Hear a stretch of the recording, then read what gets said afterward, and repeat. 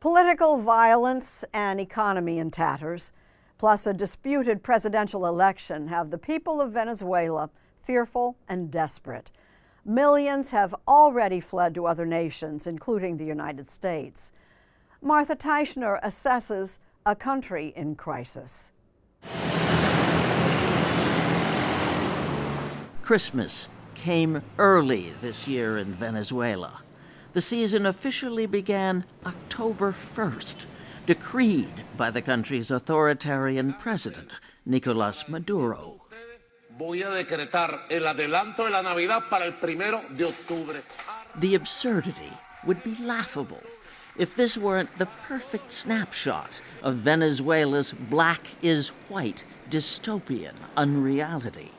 An oil-rich country so devastated economically that it can't even keep the lights on, where life is so unlivable that a quarter of its population has fled. A quarter, nearly 8 million people.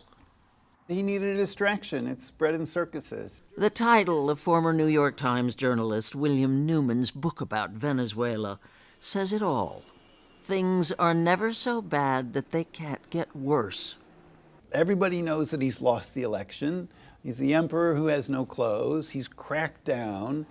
In July, Venezuela, with a history of on-again, off-again democracy, held elections.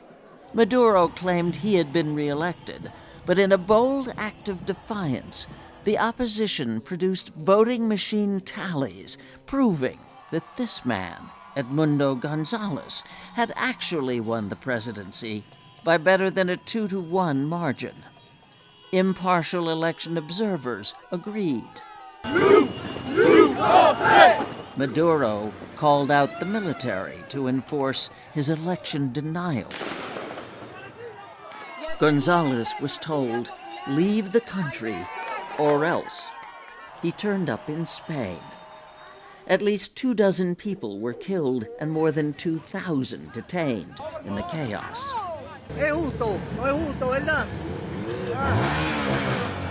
presidente electo de Venezuela es Edmundo González.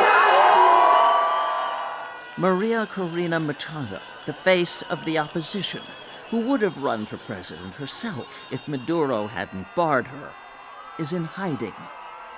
I've been accused of terrorism. The dictatorship has said that they are looking for me and that they want to get me as soon as possible.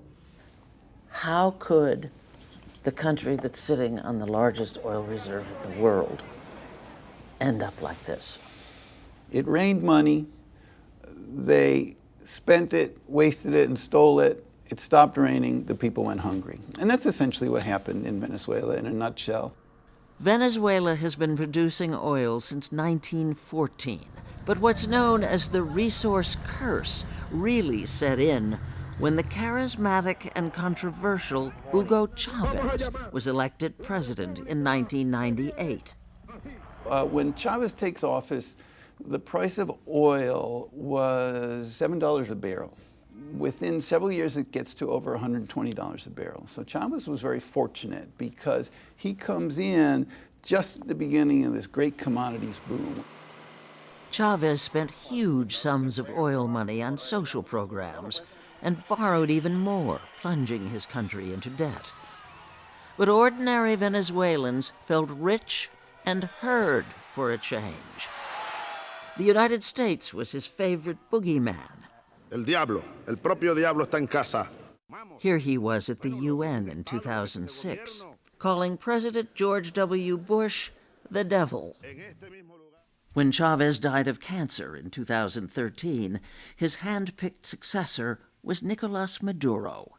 He wasn't so lucky or so popular. Oil prices crashed. Inflation reached an inconceivable 300,000%. Maduro met public discontent with repression, and millions left the country. Looking at the map of the Venezuelan exodus since 2014, the United States is fourth among destinations.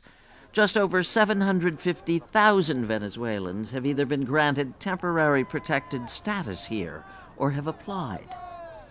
So Venezuela's crisis is here, at our doorstep, in our cities. We are broken. We were broken as a country, for every aspect of our country could be. No institution, no freedom. Niurka Melendez left in 2015. With temporary protected status, she and her husband can live and work in the United States legally. They founded VIA, Venezuelans and Immigrants Aid, a volunteer organization helping new arrivals in New York City. This woman left Venezuela with 8 members of her family, including her 4 small children. When an armed group named Colectivos came to my house. She's afraid, even here, to disclose her name. Lo poco que yo tenía se llevaron de todo, que si computadoras, teléfono, licuadoras. They took everything that I had. They took even the blender, everything, my computer, everything. And then they hit us because we didn't have the money, the exact money they were asking for, $500. I didn't have that amount. So they crossed the Darien Gap, risking their lives. Since its contested election in July, Venezuela has resumed the human hemorrhage of its people, resumed exporting its crisis. Venezuela is today the biggest migration crisis in the world. Almost 25% of the population that remains in Venezuela is thinking about leaving. This is huge. This could be 5-6 million Venezuelans leaving the country.